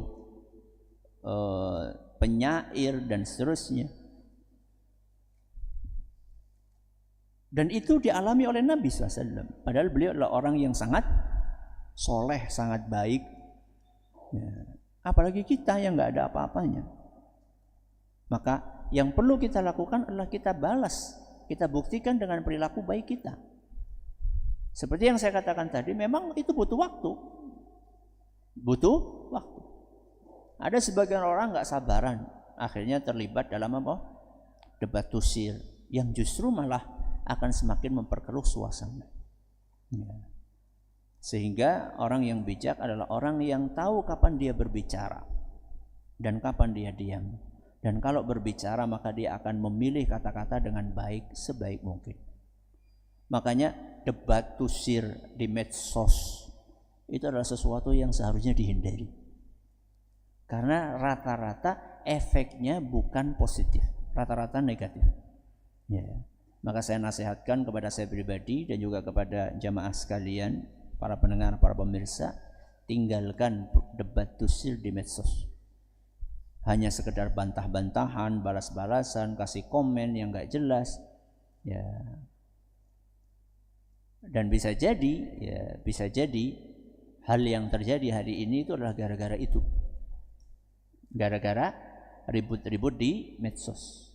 Ya. Dan alhamdulillah sampai saat ini saya nggak pernah komen. Ya. Karena nggak ada gunanya ngapain. Dan saya juga nggak tahu komentar orang itu.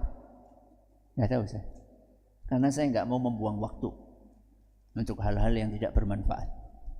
Ya, maka berlatihlah untuk menjaga tangan dan menjaga lisan.